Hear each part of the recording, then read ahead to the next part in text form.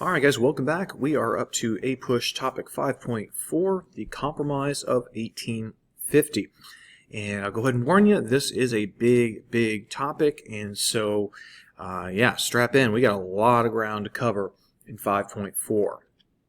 Well, let's get into it. So we're looking at causes and effects today of the Compromise of 1850. I know I keep saying this, but the road to the Civil War is a huge topic that you just have to know. It has been covered on pretty much every AP test there's ever been given, so you really need to know how we got into the Civil War, and the Compromise of 1850 is, I mean, put a star next to this one, guys. It is super important.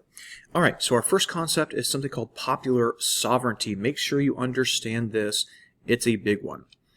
So, recall, we've got this sectional tension issue going on over the expansion of slavery. Now, remember, we gained a lot of land from the Mexican War, and this new territory could become free or slave, and if the territory became slave, well, that could benefit keeping slavery, as an institution around longer, but also spread it to areas that the North didn't want it to be spread to. So we've got some real tensions here over the spread of slavery. And this becomes political because, everything in America is political. And the greatest danger we're facing right now is that we would take our two parties, Whigs and Democrats, and rather than having them nationwide, we fear that one of them or both of them would become what we call sectional parties. In other words, they only appeal to one part of the country, not both. And so to prevent that, we came to the conclusion the best way to prevent that was simply just to keep a lid on the slavery issue, not talk about it, or at least try to avoid talking about it. So this brings us to what popular sovereignty is all about. So popular sovereignty was this political concept put forward by Lewis Cass in 1848 when he was running for president.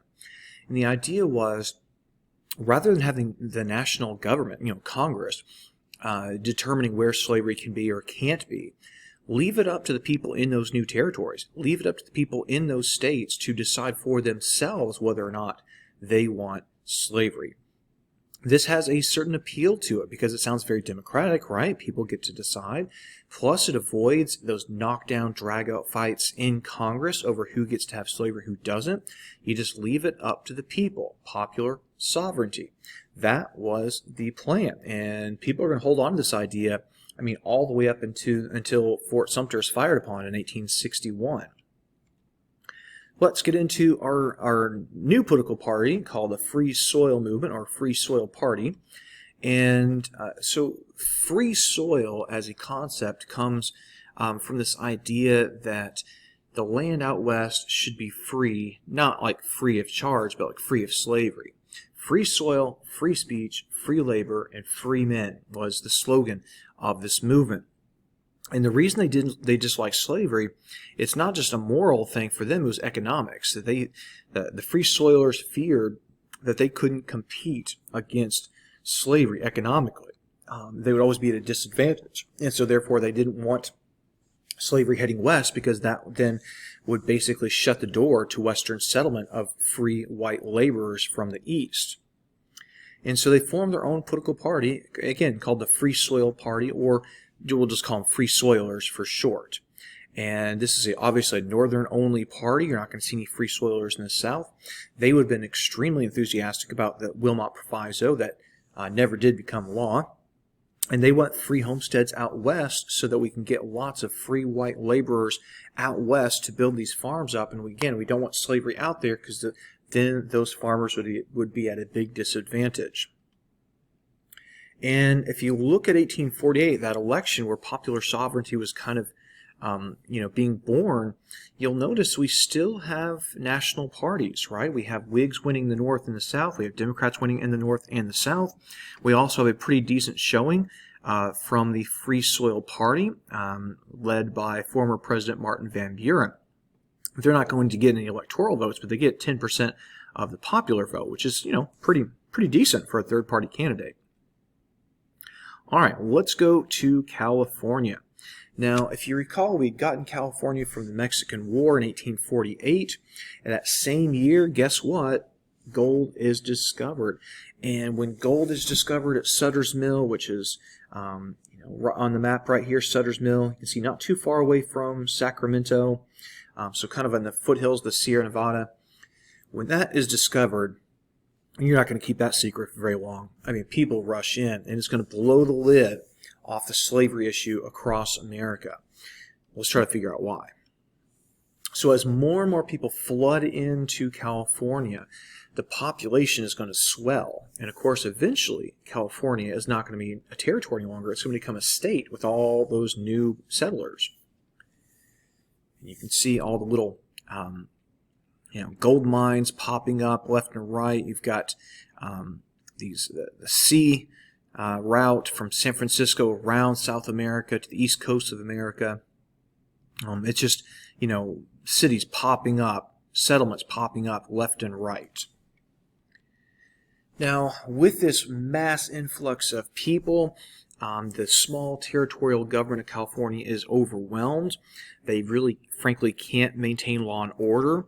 Instead, people kind of do it themselves. So you've got a lot of, lawless, raucous mining settlements popping up where, people are committing all kinds of crimes. There's no police force to speak of to really maintain justice.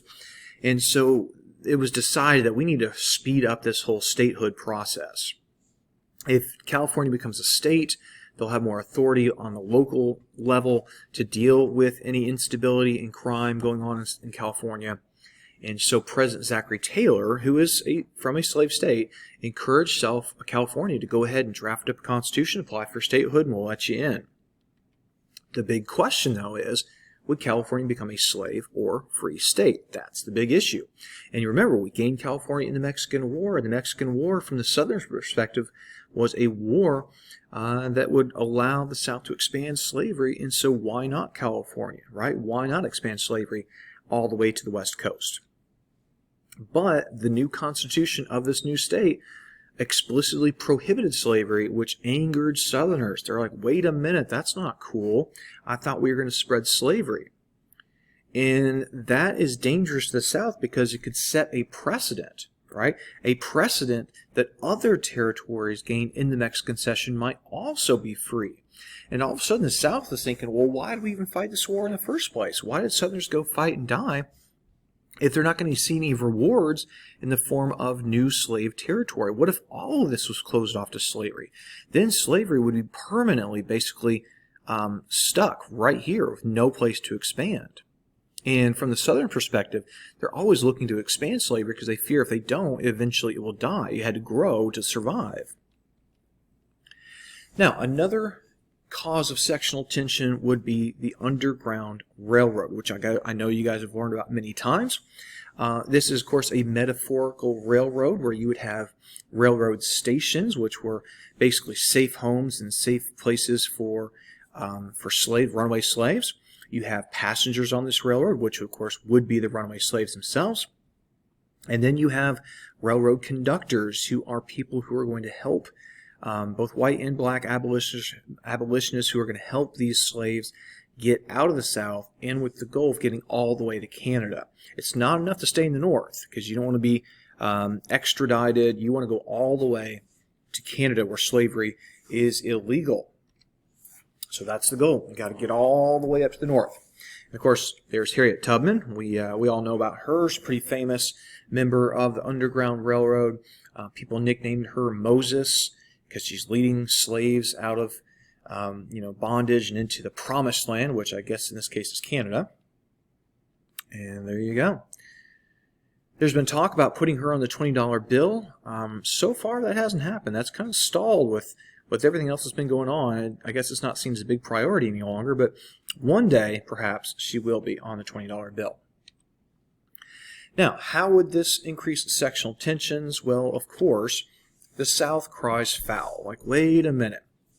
Because remember, from the Southern perspective, slaves are property, and they would argue that the Constitution protects property rights. So if the North is not returning their property, by which of course they mean human beings, then they're violating the Constitution. And so what the South says is what we need to have is a much tougher, much more aggressive fugitive slave law, because we're seeing too many slaves vanish and head north. Now, the reality is only about 1,000 slaves a year were able to escape out of the South, which, you do the math, that's like 3 a day, right? So not a lot. In fact, of the 4 million slaves, if only 1,000 escape a year, we're talking, and you can see the number here, about 0.025% of slaves escape a year, right? 0.025. That's nothing. In the South, still, though, is super upset about this. So we've got the issue of California coming in as a free state. We've got the issue of the Underground Railroad, and it's just another step that we've been looking at, right? Step after step after step, tensions are rising, the water's boiling, and we've got to do something to cool this down, right? We've got to take the lid off and let things kind of settle a little bit. This is going to take us to the Senate. So in the Senate, we're going to see a couple of famous men get up and call for some sort of compromise, some sort of resolve to a resolution, rather, to all these tensions. And Henry Clay, our great compromiser, is going to take to the Senate floor. And he, he's in poor health. He's 73 at this point, and frankly, kind of dying. And he urges both sides to make concessions because, he's the great compromiser, right? In particular, he encourages the North to accept a tougher Fugitive Slave Act, that if you kind of give that to the South, that might be enough to calm things down a little bit. That'll take some of the wind out of the sails of the Southern protests by giving them a better, stronger Fugitive Slave Act. John C. Calhoun of California, if you recall, they called him the Great Nullifier. He was a key component of the nullification crisis all the way back in the days of Andrew Jackson. He's also elderly and also dying. In fact, he will die before this is even hammered out in the Senate. His message to the Senate was just, leave slavery alone. Leave the South alone. Give us back our slaves. Make sure there's always a balance between North and South. He even went so far as to say maybe what we should do is have 2 co-presidents, one from the North and one from the South, each man having a veto over the other. So John C. Calhoun is going, just straight in, Southern rights, don't mess with the South, give us what we want kind of thing. And then there's Daniel Webster of Massachusetts, who, like his 2 other Senate colleagues, is old and in poor health. He says that, as a Northerner, obviously I understand Northern protests, but I think we should give in, and we should make pretty much any reasonable concession to the South. And if that means giving a new fugitive slave law, so be it. We should do that. He also urges the North to be calm about this, that, instead of trying to legislate where slavery can and cannot be, let geography and nature take its course. In other words, think about where slavery thrives. It thrives in the South, where you have this warm, wet climate. You don't have that in Arizona, right? It's a desert. You're not going to grow cotton out there. There's not going to be a lot of slaves in Nevada, right? So just let nature take its course, and slavery simply won't be able to take off in certain areas anyways. So let's do that. Instead of saying you can't, we'll just let them try. If it doesn't work, then slavery will just fade away in those territories. So all these messages Daniel Webster is making is known as his 7th of March speech. He talks for about 3 hours straight. And this is enough to convince at least some Northerners that, yeah, we should probably compromise with the South. We should give them at least a little bit of something. Now, your hardcore free soilers and abolitionists, however, they saw this as treachery. They saw Daniel Webster as turning his back on morality and on free labor, and they were furious about this. All right, one more senator from New York, and this is a guy who's not looking to compromise. His name's William H. Seward. William H. Seward. So he's a member of what we're going to call the Young Guard. And the Young Guard was, they weren't the Webster, Calhoun, Henry Clay generation. They were from a younger generation, and they're not interested in compromise. They believe very strongly in preventing the spread of slavery, and they're not willing to cave in and give the South anything for this. In fact, William H. Seward makes the argument that lawmakers have to obey God's moral law over the Constitution, that there's a higher law than the Constitution, that's God's law, that slavery is immoral and therefore you can't protect it. Even if the Constitution says something about protecting property, you can't do it. And this gets him the nickname Higher Law Seward. So we've got all these ideas floating out there in the Senate. Okay, how do we come to a conclusion on what to do? So let's get into the actual details of the Compromise of 1850. So in this compromise, California will in fact be let in as a free state. Now this will tip the balance away from the Union to the South, or from the North. Excuse me, I'm getting ahead of myself here. From the North, in favor of basically limiting the spread of slavery. So the South now is at a disadvantage in the Senate, which was kind of like their last hold, if you recall. But all hope is not lost for the South. They are going to get the assurance that the Utah Territory and the New Mexico Territory will be there. Slavery will be determined on the issue of popular sovereignty. So the people there who settle this territory will get the chance to decide whether or not they want slavery. And the South, of course, is hoping that this will be turned into slave territory. Now, on the northern side, another thing they get is the slave trade is banned in Washington, D.C. Now, this was, frankly, a bit of an embarrassment for America because most other world powers this time period had ended slavery. And so when British diplomats or French diplomats or German diplomats arrive in Washington, D.C. and are seeing human beings being bought and sold in the capital of America, they were really disgusted. So we're going to stop the slave trade. Now, slavery itself will continue in Washington, D.C., but we're not going to buy and sell human beings in the District of Columbia any longer. So there's a nice map of kind of who gets what and what happens on the issue of popular sovereignty and free and slave. Now, so far, the North seems to be getting a better deal here, right? They got the slave trade ended. They get California, which is a major prize.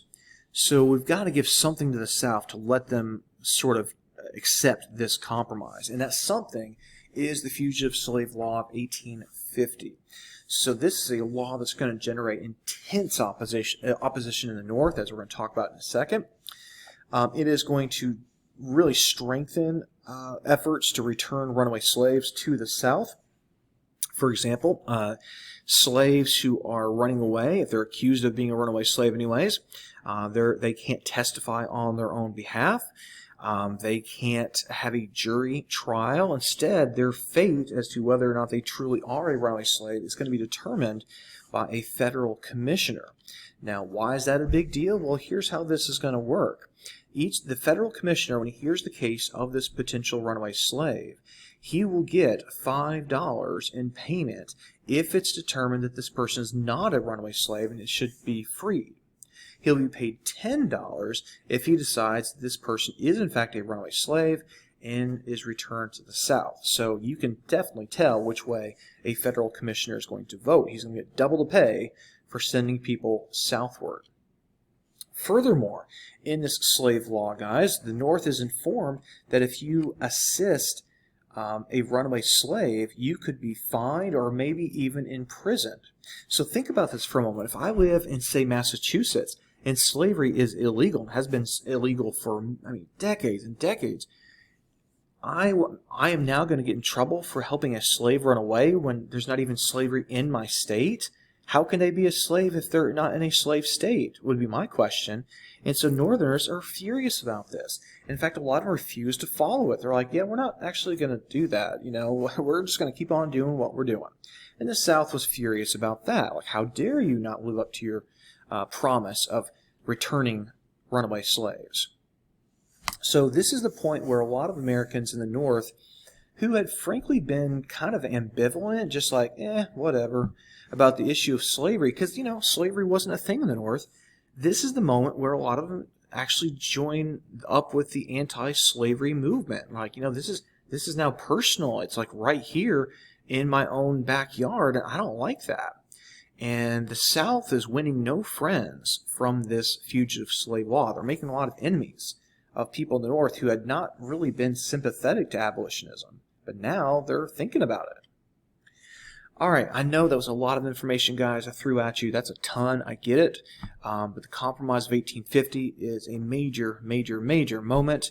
You've got to know the details. You need to know why it happened and how it helps us increase those sectional tensions instead of diffusing them, and how, of course, that will ultimately lead into the Civil War itself. All right, so that's Compromise 1850, guys. In our next video, we're going to get ever closer to the Civil War.